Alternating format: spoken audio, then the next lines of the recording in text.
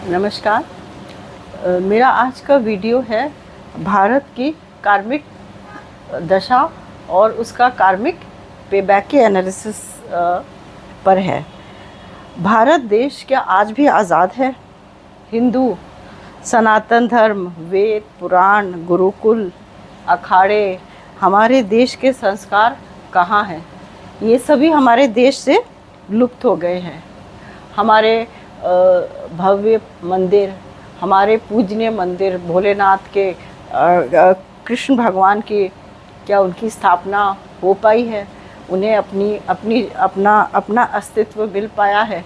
वैसे ही हमारे historical sites और हिस्टोरिकल प्लेसेस जो वैल्यूबल हैं, क्या हम उनको रिवाइव कर पाए हैं? कश्मीरी पंडित्स को हम उनके घर उनको वापस दे पाए हैं, जिनको कुछ साल पहले अपने घरों से मार के, खदेड़ के सबको निकाल अपने घर से निकाल के उनको अपने ही देश में एक शरणार्थी बना दिया गया है। जम्मू एंड कश्मीर में आधार कार्ड देकर हिंदुओं को और सिखों को मारा गया है। ऐसे ये देश आज़ाद है। 75 साल के बाद आज हम कहते हैं ये देश आज़ाद है। ये सनातन धर्म हिंदुओं का देश है क्या? जब ये नहीं है तो कुछ ना कुछ तो भगवान करता ही है,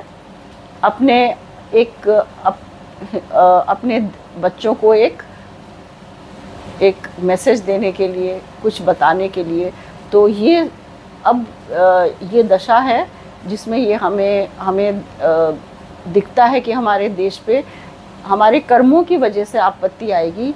ये दशा है मून की महादशा और सन की अंतर्दशा। इसमें सूर्य जो होगा वो कार्मिक प्लैनेट होगा, क्योंकि देखिए मून जो है वो उसे माँ भी कहते हैं एस्ट्रोलॉजी में, और वो मन का कारक भी होता है। इसीलिए वो सारे कर्मों की कोडिंग और डिकोडिंग करता है। तो जब इस सन की अंतर्दशा आई है तो मून के द्वारा जितने भी कार्मिक कोडिंग्स थे वो सूर्य डिकोड कर रहा है, क्योंकि सूर्य सोल, सूर्य को आत्मा कहते हैं। अब हम इसकी एनालिसिस ट्रांजिट के द्वारा करते हैं। सबसे पहले, क्योंकि मैंने कहा है कि कार्मिक पेबैक हमें सूर्य की अंतर्दशा से मिल रहा है, तो सूर्य जो है उसका राशि है लियो। वो जो लियो राशि है वो हमारे भारत देश की कुंडली का चौथा भाव है। और ये लियो राशि इसलिए इम्पॉर्टेंट हो जाती है क्योंकि इसमें अभी गोचर हो रहा है दो प्लैनेट्स का, मंगल का और केतु का।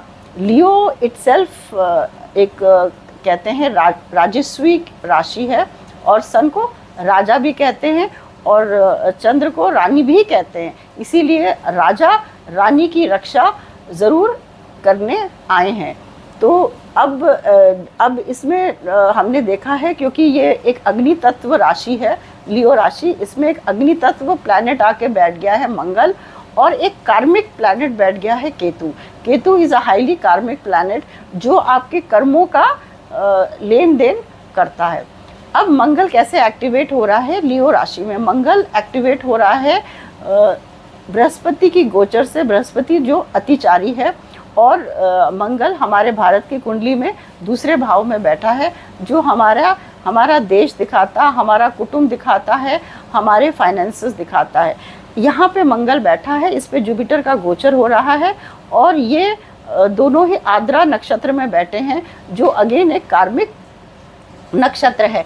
अब दूसरा गोचर जो एक्टिवेशन की ज़रूरत है वो शनि है। शनि जो है वो पाइसिस की राशि से, मीन राशि से उसका भारत की कुंडली में गोचर हो रहा है। अब अगर आप मीन राशि देखिएगा तो ये भी बृहस्पति की ही राशि है, और ये राशि जो है हमारे भारत की कुंडली में नवांश का लग्न लॉर्ड है, जिसमें सूर्य बैठा है।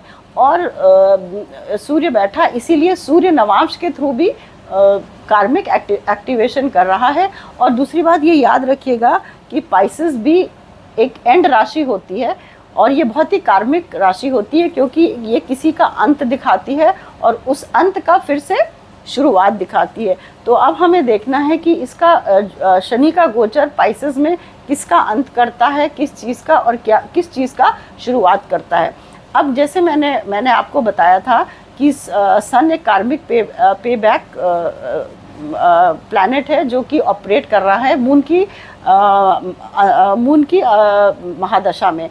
जैसे ये इसकी अंतर्दशा शुरू हुई है, मून वैसे 10 साल के लिए आता है, इसकी जो टाइम फ्रेम है 10 साल का है।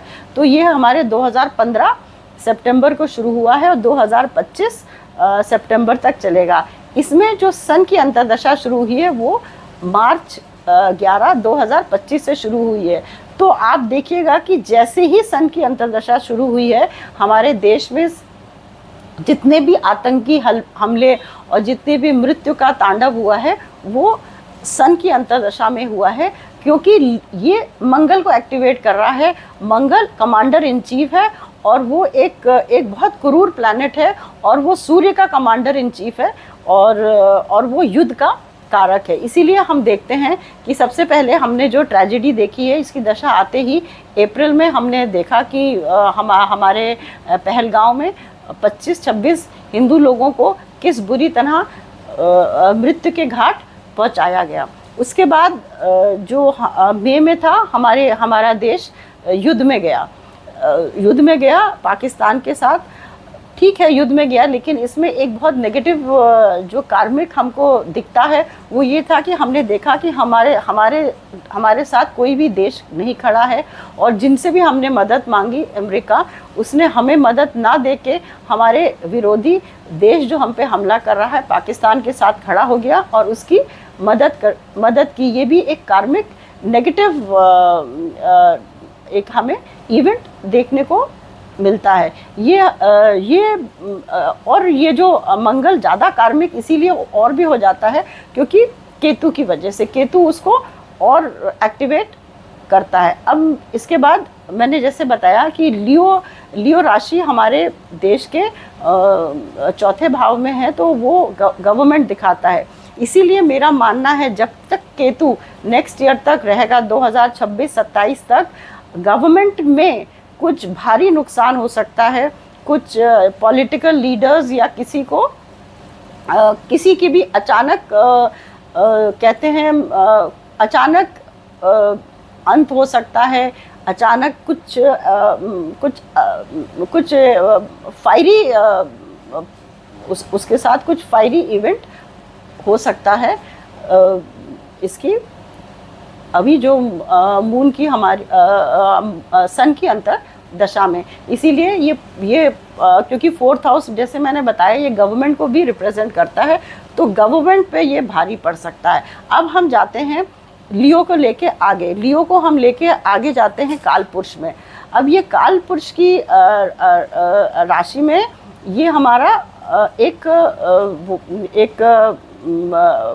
कार्मिक हाउस बनता है, क्योंकि ये काल पुरुष में ये 5th हाउस है। 5th हाउस हमें क्या दिखाता है? हमारे पास्ट कर्मास दिखाता है और हमारे बच्चों को दिखाता है।